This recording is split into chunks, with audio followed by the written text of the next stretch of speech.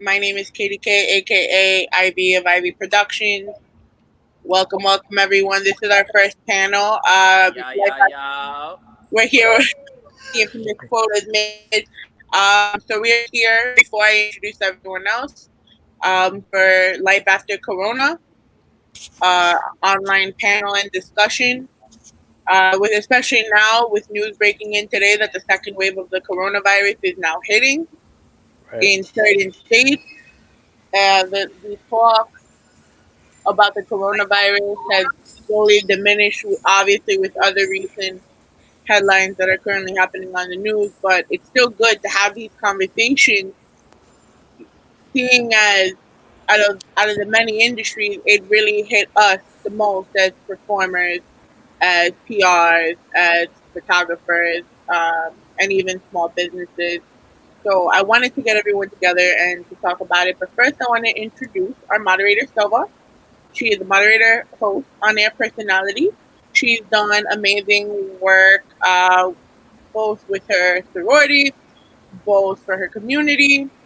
She also holds events for independent artists, whether they are musical, whether they are actual drawing, artistic, or musician. She's always continued to show love to every community she's touched. So, without further ado, Silva. Hi, everybody. Thank you so much for that beautiful intro. I don't think I've ever had an introduction, actually. She brought you in right? Yeah, I don't think I'm usually the person introducing, so that was different. I study. So, yes, thank you so much for having me. Yeah, so pretty much I do a lot of nonprofit stuff. That's like where my heart is. I like giving back to the community. I just love seeing people smile, seeing people happy. So this panel means a lot because we're getting to the work of what it actually looks like in our industry. What are we going to do differently when we go outside? Is everything going to go back to normal? So that's what we're going to be talking about today.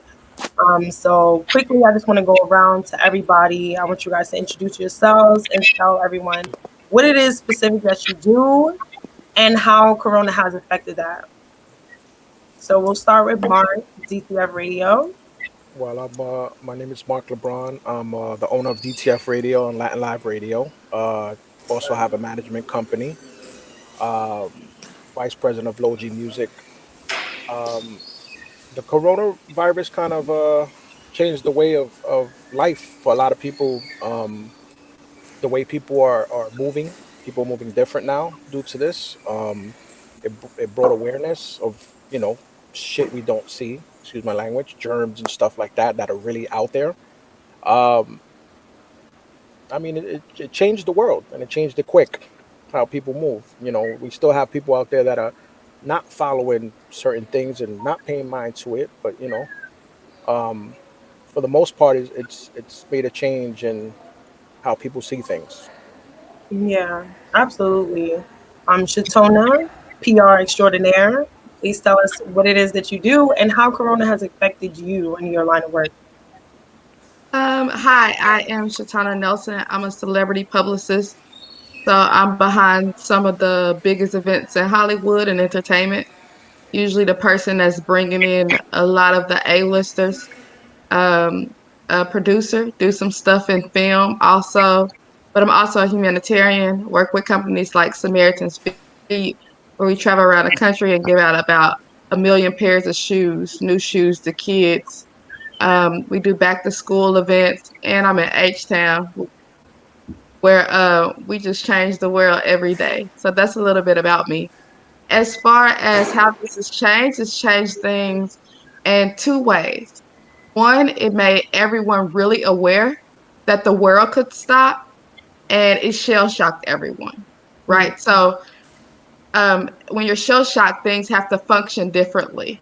So it's now teaching us how to virtually have listening parties, virtually have battles, how to virtually get on a call, and it's really taught us you don't always have to fly everywhere because the virtual world is up and popping. If we didn't already know that from the gaming world, I think the second thing that it did, and it kind of links back to the other one, it opened up a new world of opportunity. We all reflect on how everything has been bad, and it's scary. People's lost jobs, the economy, it's not the best. Businesses are doing bad, but it also opened up a different kind of world, a virtual world where you can access anyone, or either people are actually sitting at home listening to you. So you're able to pitch and get yourself out there and people to pay attention to you. So for me in my line of work, because I am a publicist, my whole goal was to transition my clients and show them that this happened, but what's the new game plan? So I think that's what it did. It kind of shook us up in a way, but it also Is opened she up a frozen? whole new world. Am I frozen? I hear you. No, We hear you you. look Oh, okay. I can hear you. okay. Am I frozen? Yeah, you were frozen, but pick up where you left off. I don't know where I left off. I couldn't see me being frozen. You were talking about how you have your clients adapt to the current climate. Right. Yeah, I think from this overall, we've all learned that you have to be able to adapt to survive in the entertainment industry. Whether that's corona or whatever you're going to face, you're gonna have to be able to adapt. So adaptability is something I think we all learned from corona, good and bad. Absolutely. So we're gonna get a different perspective from musical artists. Quote, please What's tell us all of the wonderful things that you have achieved, including being verified, streaming millions and millions of streams. Tell us, give us a look into your world and what it looks like now with the coronavirus. All right. Well, what's up, y'all? My name is Kwoat. I'm a hip hop artist, songwriter. Just dropped the project, Somewhere in My Feelings. Did really good. That actually helped me get verified on Instagram, and also even pushing with Google ads and also YouTube. So we're picking up on a lot of things with that. As far as the Corona thing, I could say what it did for me as a human and what it did for me as an artist. So as a human, as just a human being, I think it gave just a wider how could I put it? Because I've always been heavy on my vegan stuff and all that, and I try not to push it heavy onto people, but I've always been heavy on just eating healthy and all that. So I think it helped people realize like, all right,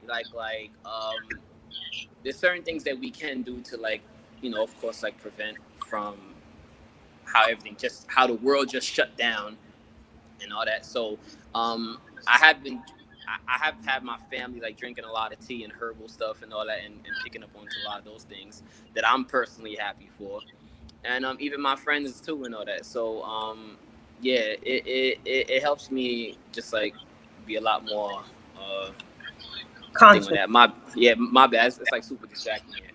But as an artist, what I can say is it helped me pick up more on my marketing, because we can't be outside right now. Streaming has gone down because nobody's really having that Spotify or like that Tidal playlist when they go into work or when they go into the gym. And not to mention also like 40,000 music is being uploaded a day now. So it's like streaming is going down, but the competition is hiring. So like the ratio is kind of just going off and all that. So what I've been honestly doing right now is just like taking my old content and then just remarketing on that.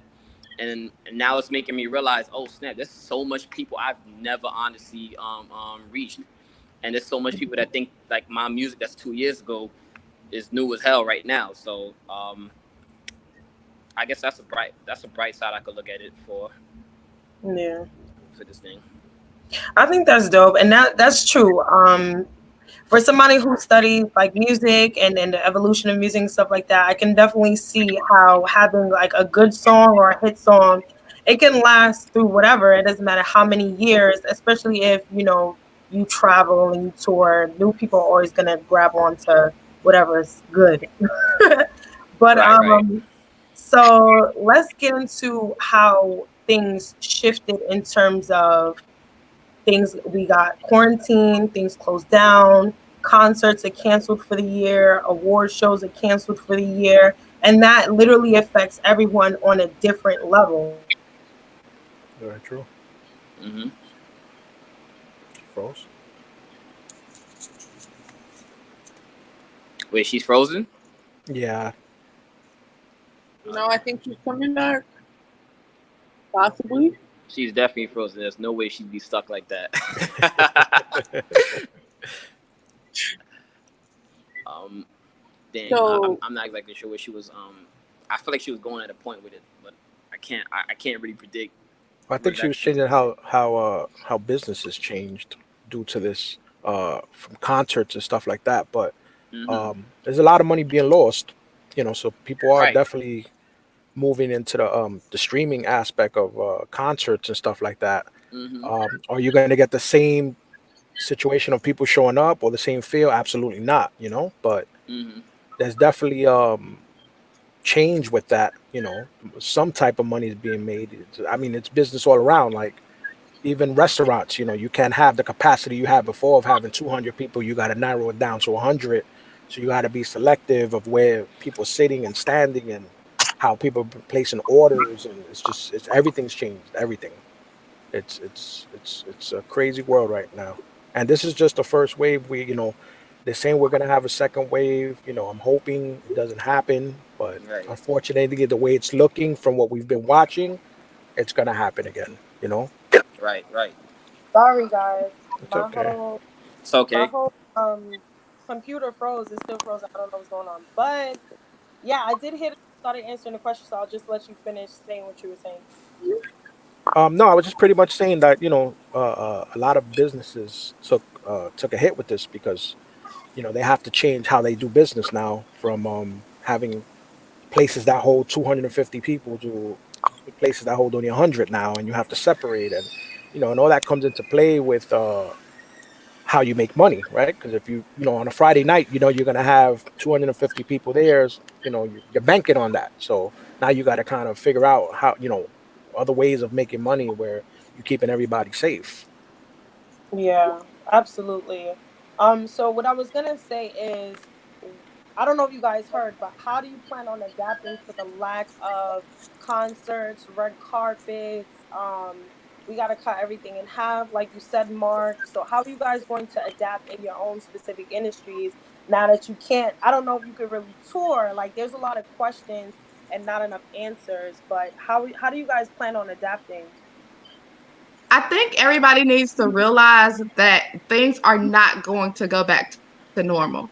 I think a Correct. lot of people in their mindsets have decided, oh, we got to get through this, but the truth is we've already seen what it's done.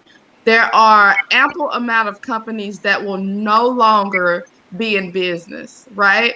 There's not going to be anything big happening in LA. There's not anything big happening in New York. And now, for the first time in history, we're going to have to prove in entertainment this is where we want to be. Right. Because what happens when the norm changes? Some people are going to absolutely get with their publicist. Someone like me, they're going to get a game plan and they're going to shift. And we're going to see some things happen that we've never seen before, like these battles that we're seeing on Instagram. If you notice, Instagram has also monetized like YouTube. So there are other avenues opening up to make money. If you notice, restaurants are they now have alcohol to go. So we're also going to see things like laws changing, things that we couldn't do before. So I think with me overall, what we have to look at is this is our new normal that we're walking into. It's not completely solidified, but it's very, very close. So now more than ever, you got to get those followers up so you can make your money off of Instagram like you do on YouTube. Now, if you're a business, you have to get a plan so that you can be just as good. If you don't have delivery for a business, you're gonna need to get it. If you're an artist and you're about to drop a single, then you got to figure out how to get people into your listening parties and host watch parties on Facebook. I think this is scary for a lot of people, but for those of us who have a skill set, we understand the plan just changed. And I think all artists, actresses, and businesses know what it's like for the plan to change. And it may not have been Corona, but we've all been getting ready to go somewhere and the promoter didn't have the rest of the money and we had to turn around and go somewhere else because we was counting on it. Or we've all had a business where the business loan went through or you couldn't pay it. Or we've all been in a house before and we working and we can't pay that bill this month. I think everybody's got to look at it from that perspective. I say all the time, when you're standing at the bottom of the hill, you can see the town, just the town you're in. If you happen to climb to the top of that hill, you can see towns over and over.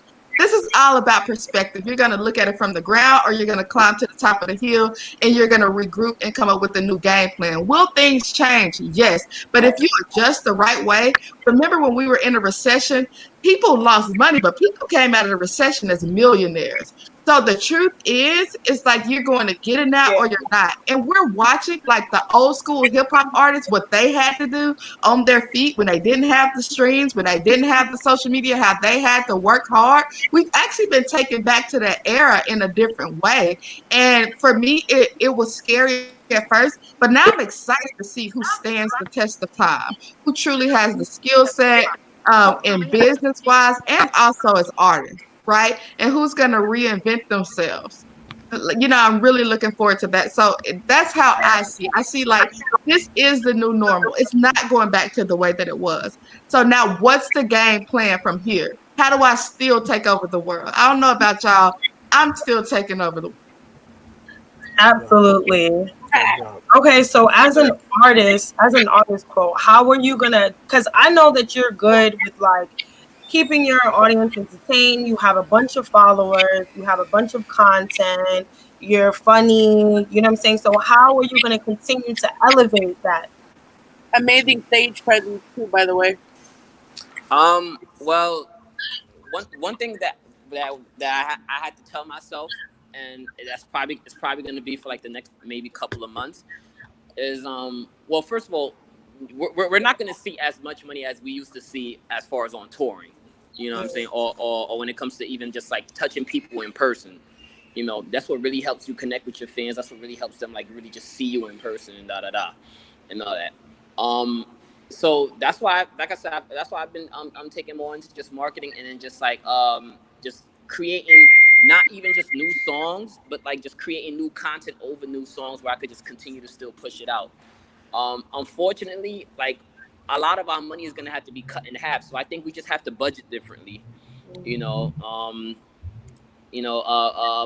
just like sorry, Shatonna, right?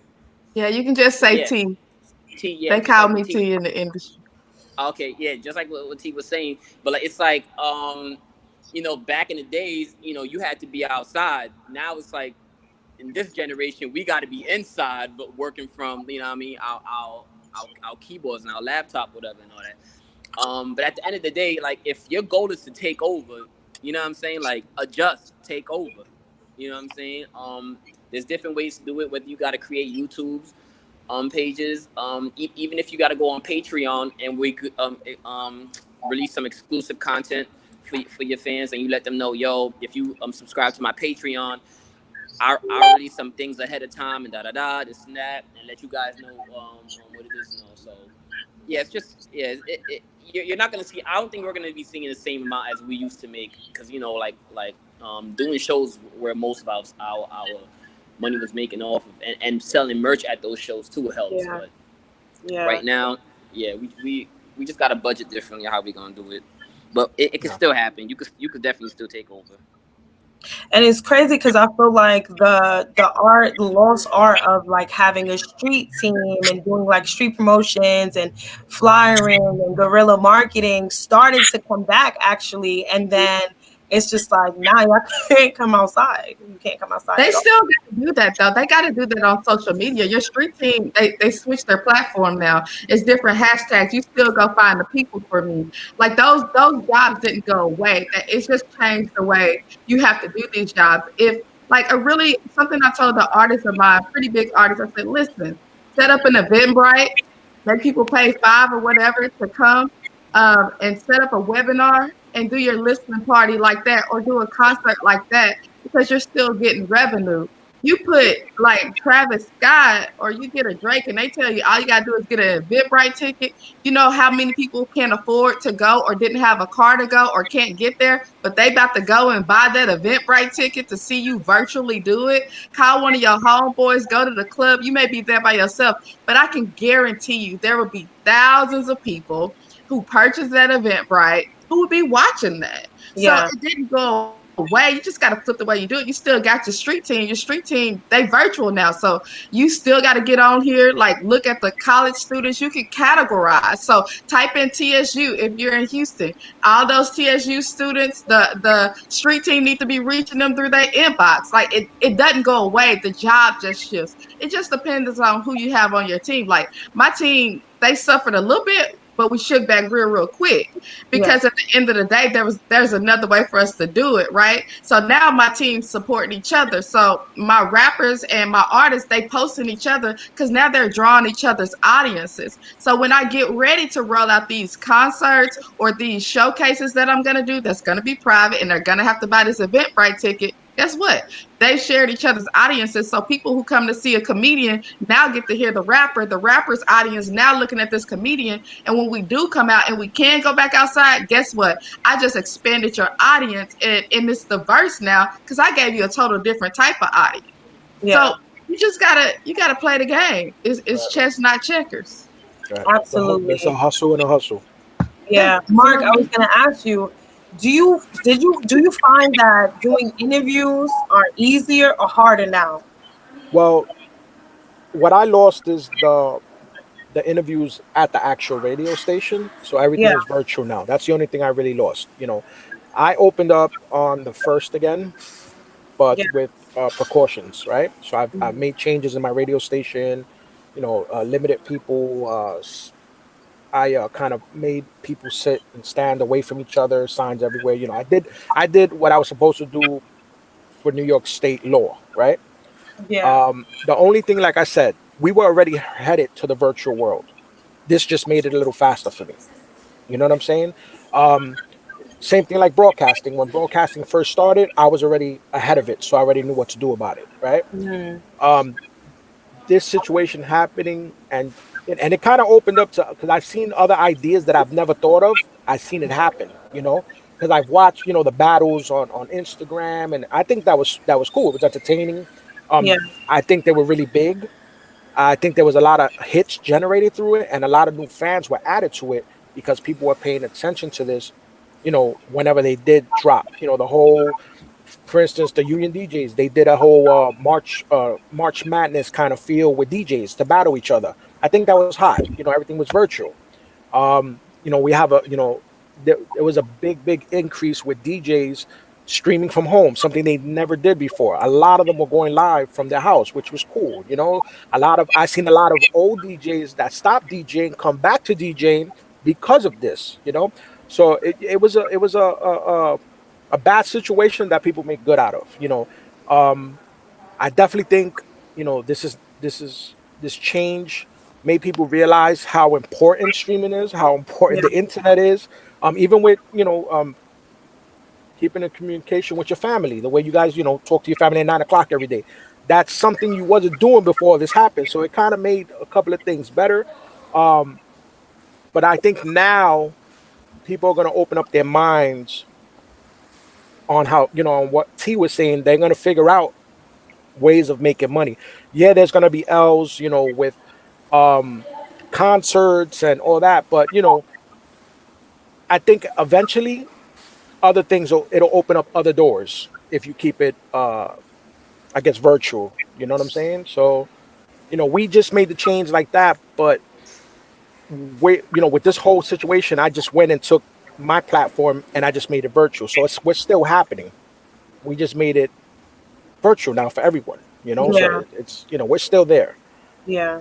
And it's true. There are a lot of people who were ahead of the curve because I remember like 2-3 years ago, I was working with some tech guys on doing virtual concerts to where you could put on like headsets and you can like be in the concert Mm-hmm. performing with it. That's So you cool. know what I'm saying? So it does push your creativity. So I definitely think that that's something.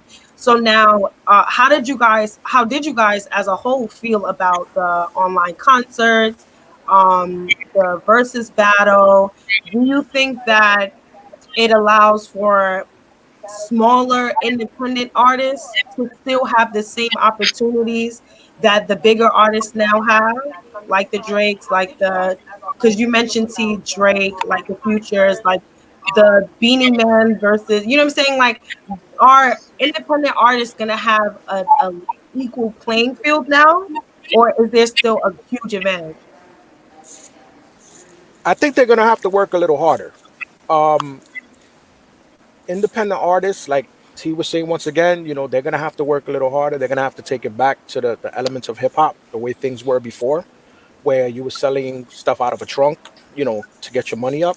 Um, at the end of the day, these big uh, artists that are already established, they already have their following. You know what I'm Mm, saying? Just like how streaming, how you get paid off streaming. Nobody was really getting paid off streaming before.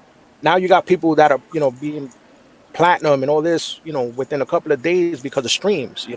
So my thing is, even with the indie artists, you have to get your followers up. That's definitely mm, going to be something that you have to do. But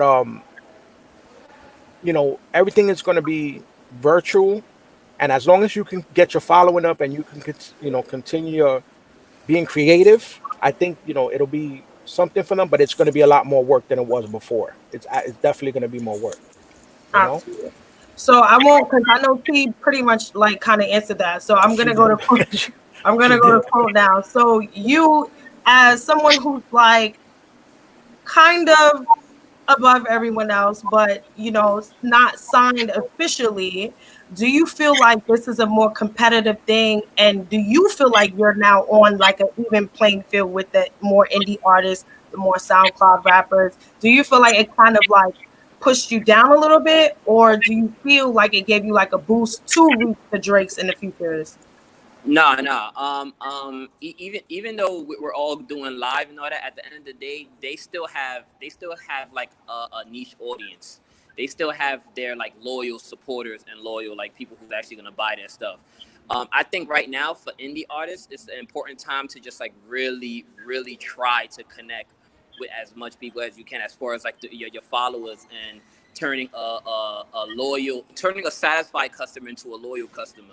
So yeah, you're gonna have all these followers and whatever. But who's actually gonna like support and buy your stuff? Who's actually gonna stream your stuff? Who's gonna, I don't know, or if you want to put together an Eventbrite, who's gonna buy your stuff? So I think right now, we just need to I guess like go on live, continue to drop content, continue to answer back to people.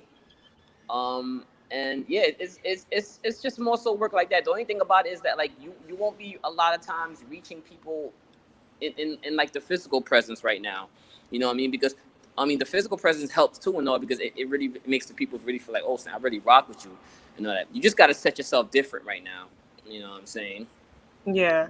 I So think one thing that you said that was very important is the niche audience. I think that independent artists or artists who are unsigned, you have to find your tribe.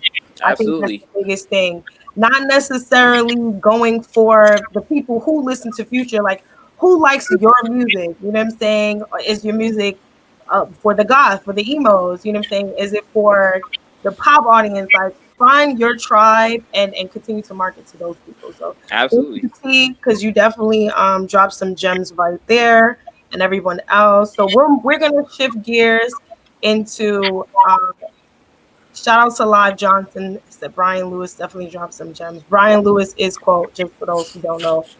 He's Superman. He has different names. So we're gonna shift. So has anyone lost anyone during this pandemic? And if so, kind of walk us through that experience, because I know a lot of people were not even able to see their loved one or be with them in those final times.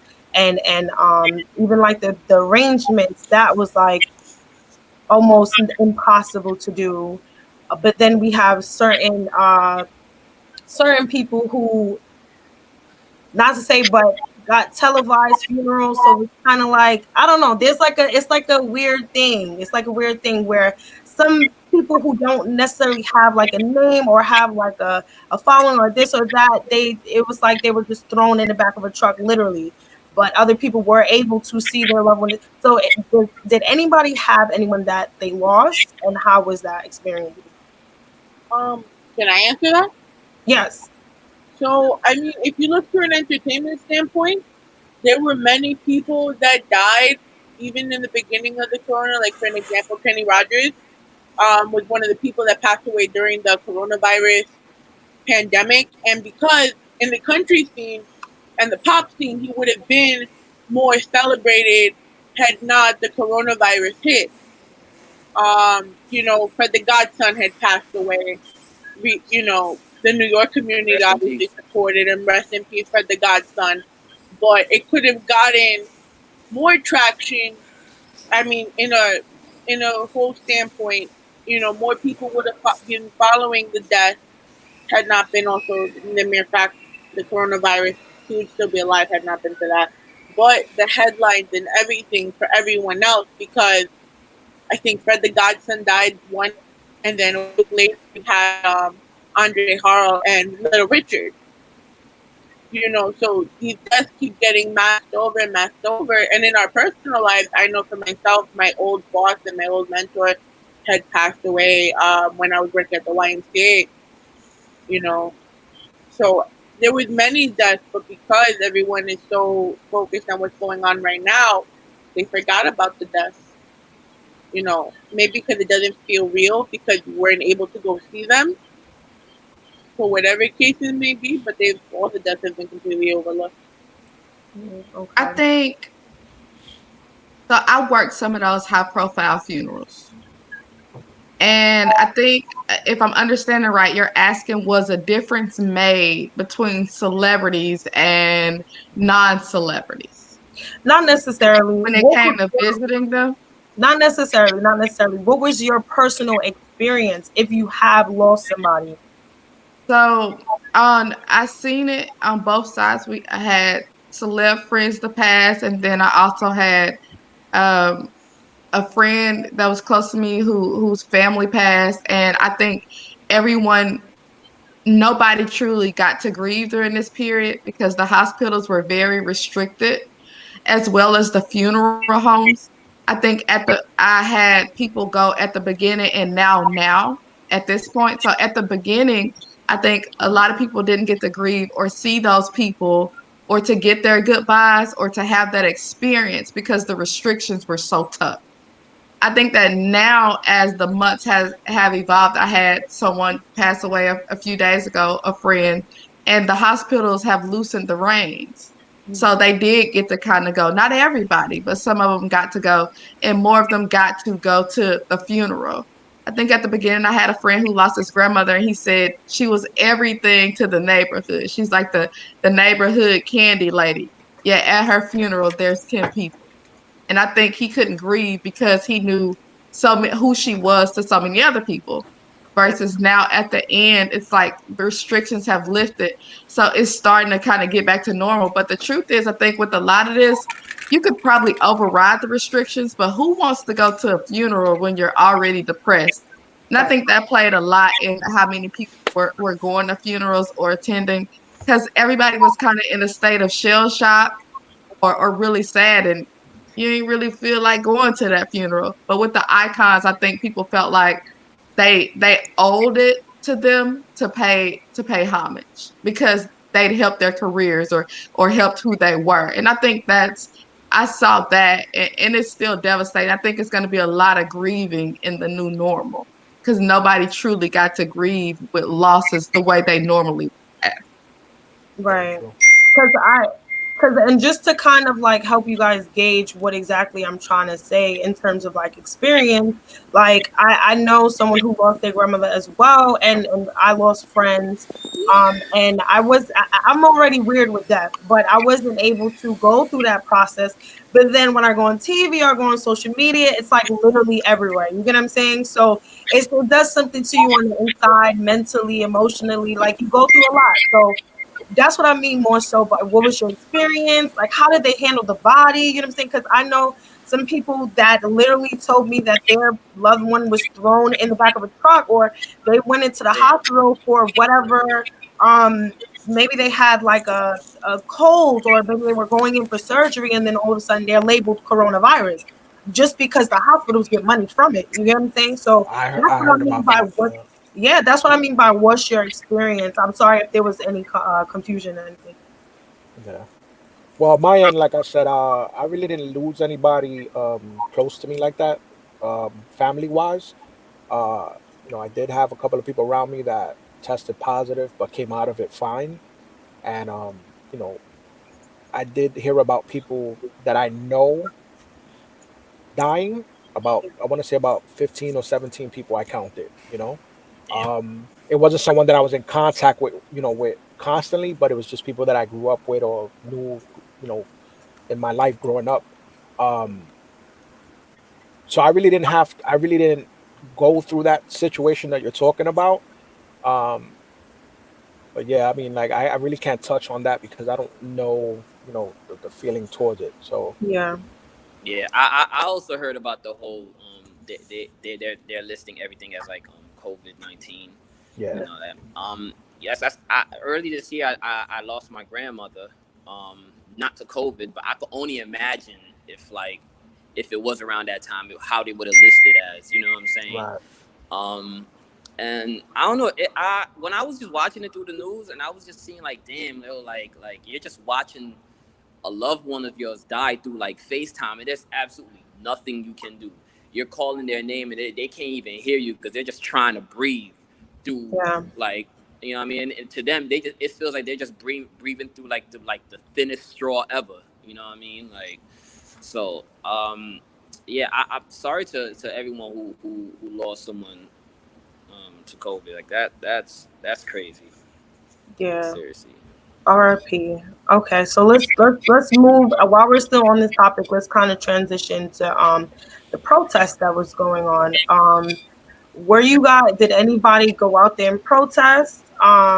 What was it like for you if you did go out there? Or what are just your thoughts in general about how the protesting kind of got misconstrued almost sometimes, turned into riots, looting, and somewhere along the line, I feel like the message was lost. We came back though, but it was lost for a little bit there. And I saw people one day, all of a sudden, just that day was dedicated to Dykeman and everything that happened in Dykeman, and it turned into a whole Dominicans versus African American. It was just it just didn't sit well with me.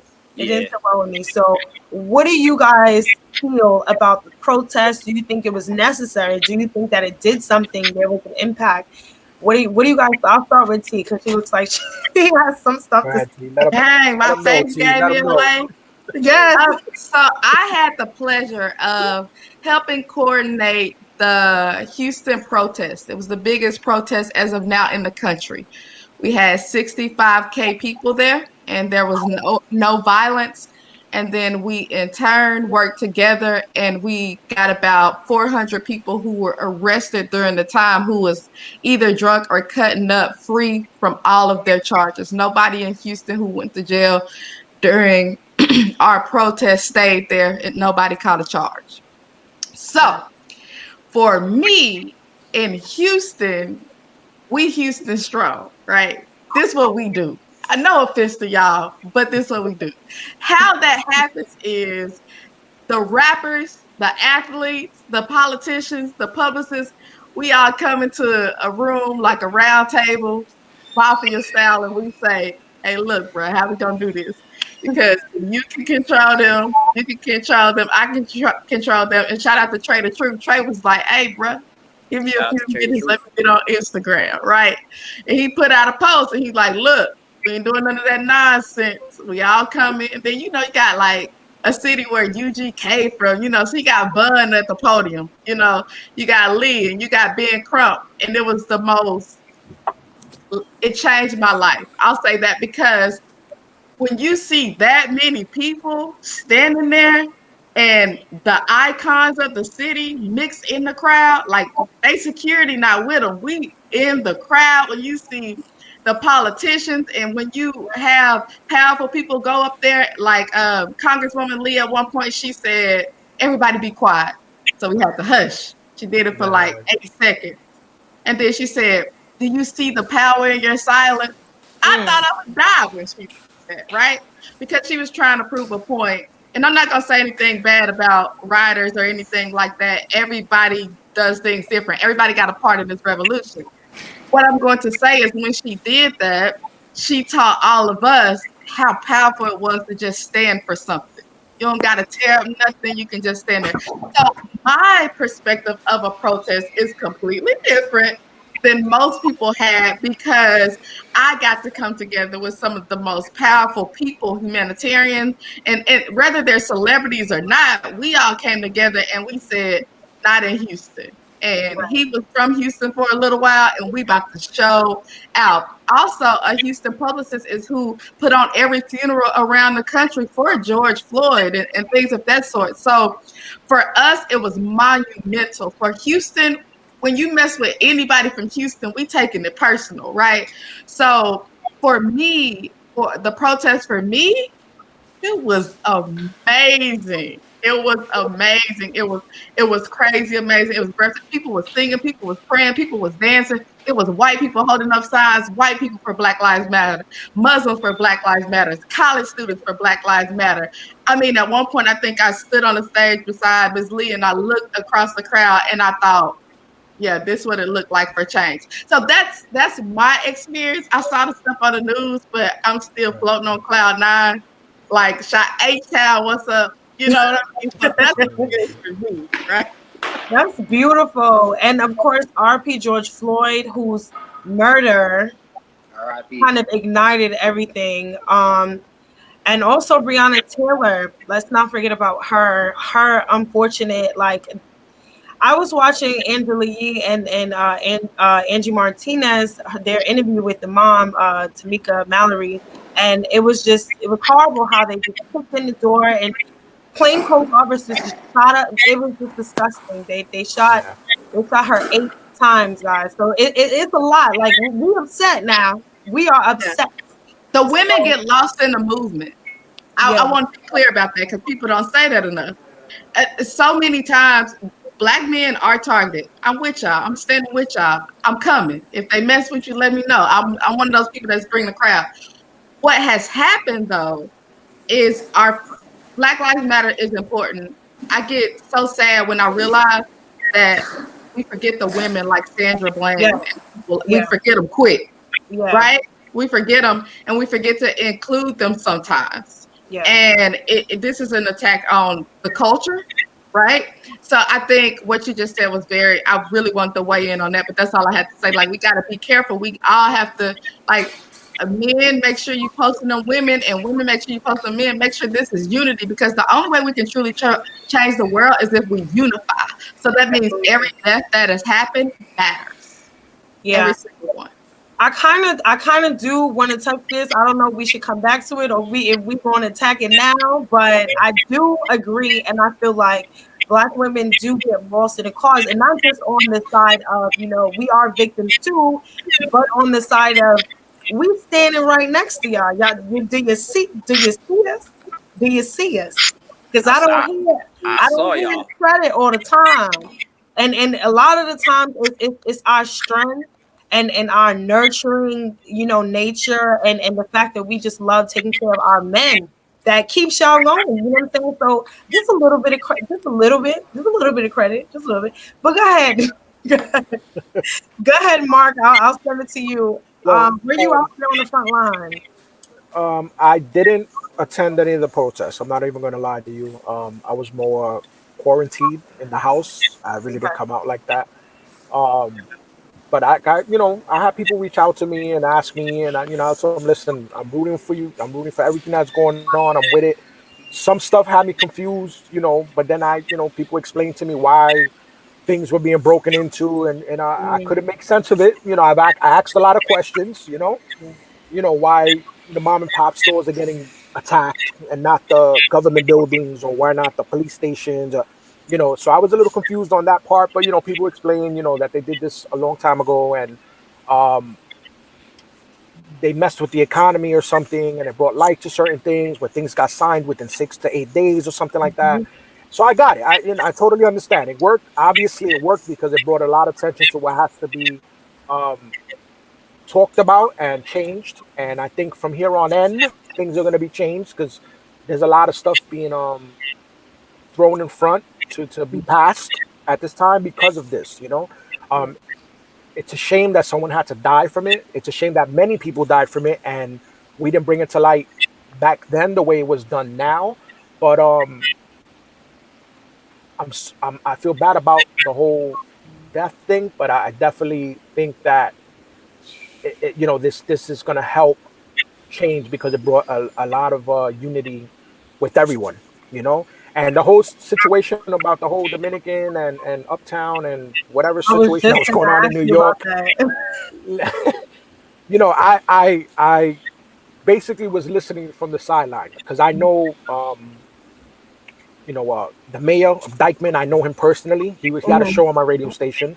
Mhm. So I know him personally, and I know how he thinks. I know how he moves. I think it was very big on his part to kind of bring everybody together, shake hands in front of cameras and all that, and say that this is just being blown out of proportion because we were taking the focus off what the real reason we were out there for. Right. So I'm glad he cut that short within. I think it was like a I day did. of it.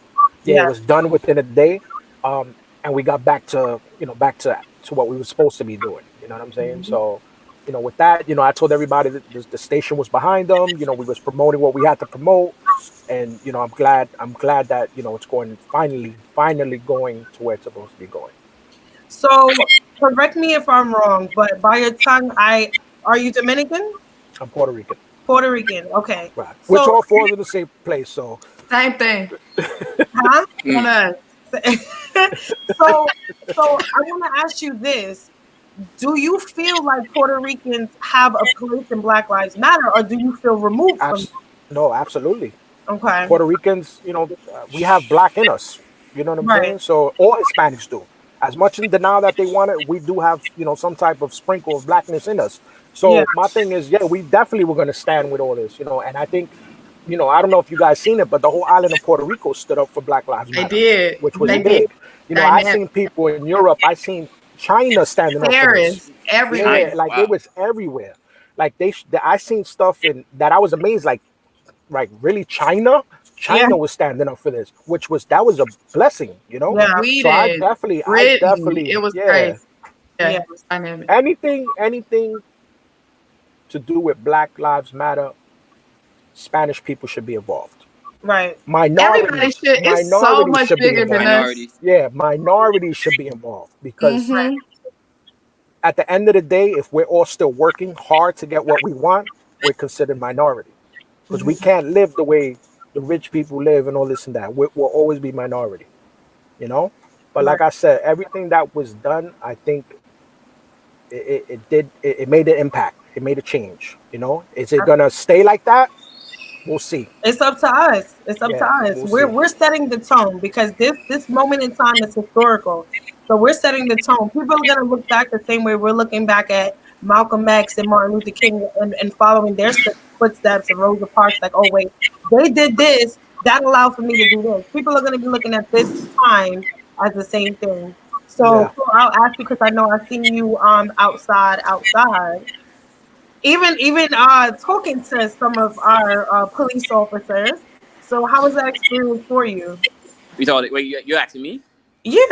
Sorry, my bad. I didn't hear you say me and all that. Yeah, no. We definitely been outside. I met the mayor too. Mhm. I knew that Nice. wasn't his. I knew that wasn't his character either. So seeing him even shut that down, honestly, less than 24 hours, I was just like, all right. I figured that because I'm like, no, your energy, bro. That can't be how Dykeman moves. Hell, no. But I'm not gonna lie, I had a doubt because I don't know if you guys heard about it's not all over the news, but it's a place in Chicago where they're saying like Mexicans are killing the blacks out there and all that. So I thought it was just some things that I just thought it was some thing that was going on out that was just going on in the world. I was like, damn, I really I think it was Latin Kings. Yeah, it could have been. Yeah. They didn't really well, they wasn't specific enough, but they was just like they was pulling out blacks out their car and just like killing them, stabbing them, whatever, and all that. So I was like, damn. As for T, for your protest, must be nice. I went. And we made them put on masks. You couldn't even get through the little line without your mask and your gloves. What's up? That's right. I swear to God, must be nice. My first protest was probably the most violent. It was, I mean, it was in Brooklyn. It was right on Bedford Avenue. I came out, you know, I mean, I just came out like, all right, let me see what's going on, whatever. And I'll be honest though, like as far as when it came to like really being the aggressive ones, it was the women, the black and the white women. It was the women that was out there in front, like I mean, on front lines in front of the men, and just like talking smack to like the they was I don't know, Brooklyn just gave it up different that day and all that. I can't say I'm super too proud of that protest and all that, because they did wild out. They burned like 4 police cars, and they was chasing police out of there and and people got pepper sprayed and this and that, whatever. There was a lot of milk being purchased and all that. So man. It was crazy. But I went to some other different protests where I went to one with Casanova. And that was when we had the police kneel with us, you know. And most of the other protests were pretty good. Now, one of them I did go to, they were looting. But one thing I can say is that the looters were looting. The protesters were protesting. There it is. Now, one thing I can say though is that I can kind of a little bit understand, especially for the younger folks, how some of them just get in the heat of the moment, and when they see other people's looting, they're just like, all right, you know what I mean? The only thing stepping between me right now is just this broken glass door, so why not grab this? So I seen that, but you know, most of us who was really on the mission, we was staying with that. But we seen that how the media people were mainly taking focus on the people who were looting rather than walking with us who were like protesting. We were much larger than the people who were looting. So, but they're not really. I guess, you know, it goes by whatever is more interesting and all that. But we're definitely making it a change and all that. Bronx gave it up crazy and all that. They gave it up crazy. I wish they didn't do that. But yeah. So you're talking about what happened on Fordham? Was that on Fordham where they like burned the streets up? Allegedly. Yeah, allegedly. Listen, I heard stories. It's crazy because I heard stories of people meeting up to jump in caravans to go loot, which didn't make sense to me. You know what I'm saying?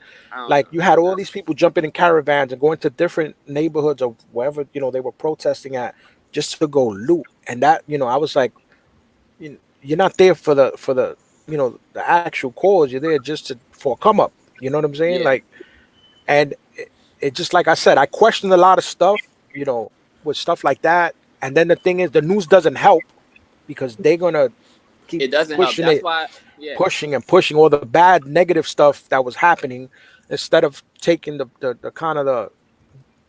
taking the focus off of that and putting it where it belonged. You know what I'm saying? So it just kind of made things a little bit more, because now you gave people that wasn't thinking about looting the idea to go loot with the rest, you know, the next day because everybody else was doing it. Yeah.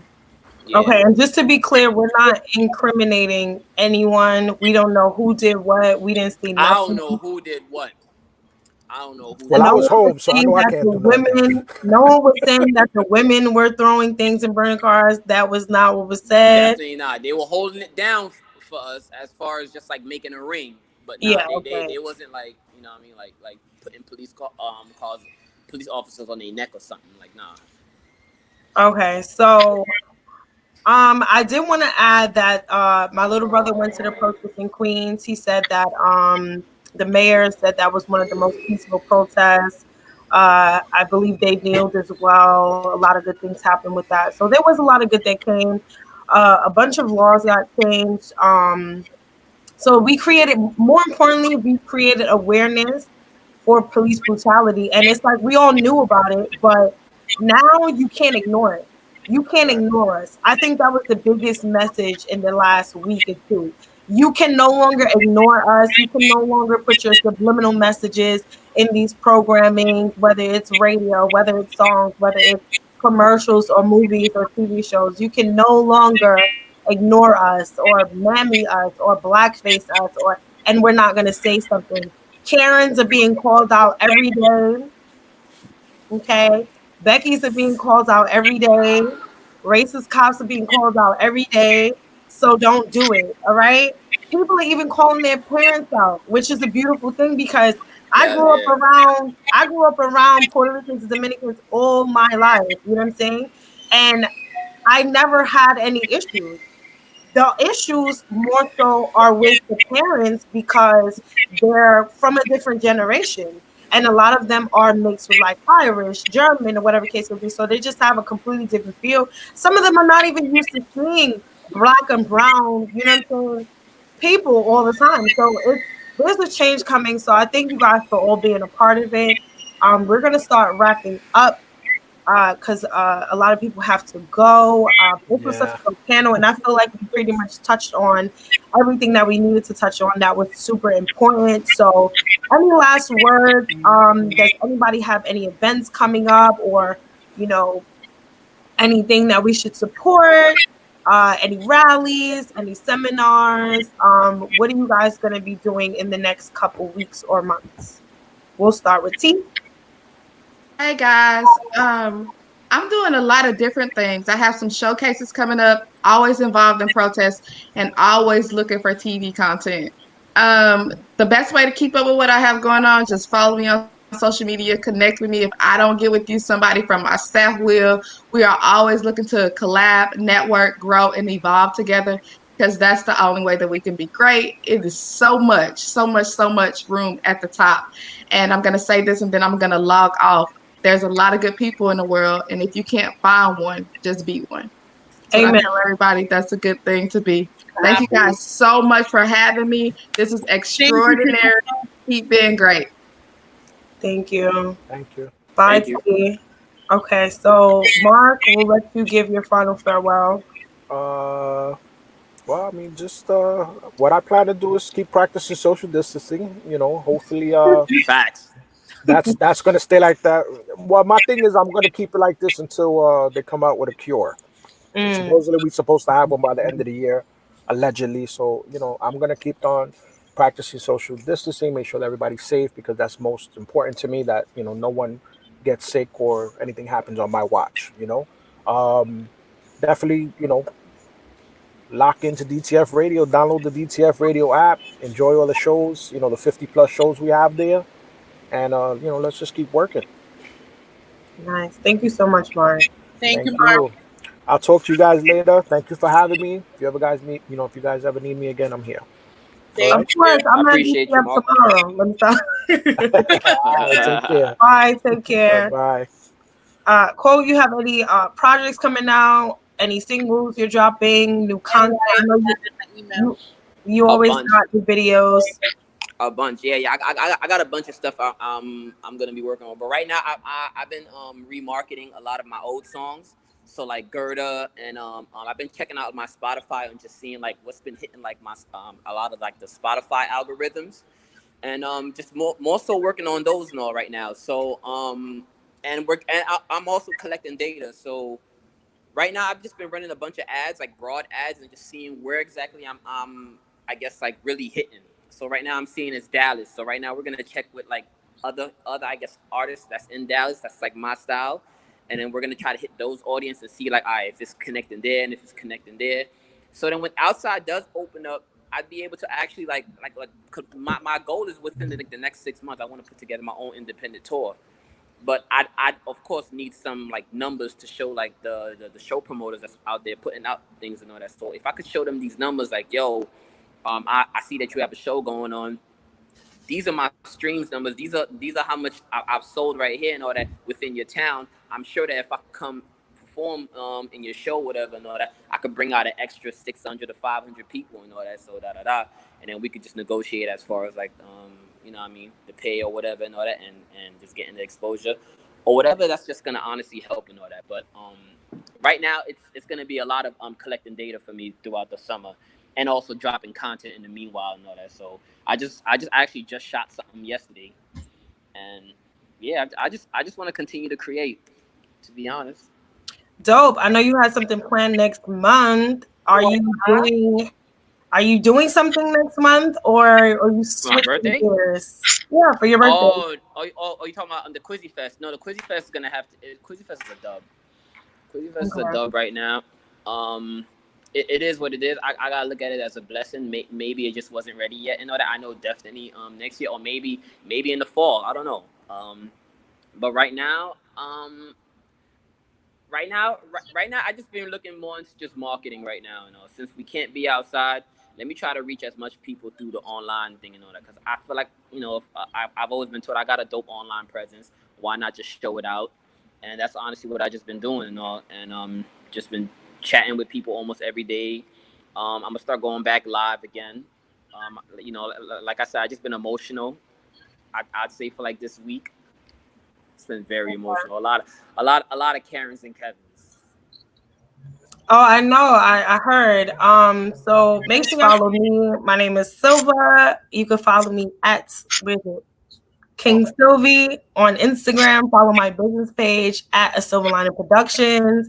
June 24th, I have a financial literacy panel that I'm doing. We are talking about blockchains, Bitcoin, cryptocurrencies, Black wealth, stock markets, investments, saving, budgeting, all of that good stuff. Come learn something with your girl, okay? I do it for the community, okay? And thank you so much, Katie. You're amazing. Thank you for having me. My love, thank you so much for inspiring me. Like, first, like, to me and shout out to Coney Brooks for having this idea with me. You know, we were just talking about random things, honestly, about artists and about everything. But the coronavirus, like, I'm always following, you know, Cuomo, you know, because for my day job, and I feel like they focus on the essential workers, they focus on ventilators, but they don't focus on giving aid to the people like us who do have 9-to-5s, but are also trying to start up in the industry, and we don't get no help. Yeah, there's grants, there's small loans, you know, but all of that also comes at a cost too. Not free money is always free money. Right. So when I talked to you about it, and first of all, I got scared when I told you, you know, he helped me with the idea. I was like, oh my God, I hope she doesn't think I'm copying her. Oh, I did. No. I know she definitely did, but it was a lot out of inspiration. And seeing how you're just so dope, it just made more sense to have you on it, because you do articulate it so well. You do, and you care. Yeah, I care. I do. I can't help it. You know, you care about making sure DJs are okay, because you're always advocating. You're always advocating for artists like Kwoat, B. Morgan, everything I've seen. I love B. Morgan. Absolutely. Who doesn't? You know the vibes. You know the vibes. Yeah, absolutely. And that's why I appreciate it. So either way, it was a good situation. So I was glad to be here talking about this. I don't think I've got a chance to really talk about everything that was going on in a space like this yet, especially because my panels are like pre-planned. So I was kind of just having a conversation in my interviews with like select celebrities or whatever case may be.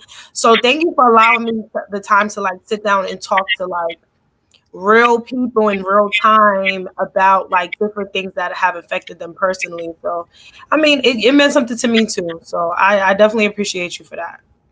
You know, because you're so cool. Thank you so much. All right, I gotta eat these nachos. So make sure y'all follow us. Follow Katie, of course. So follow everyone.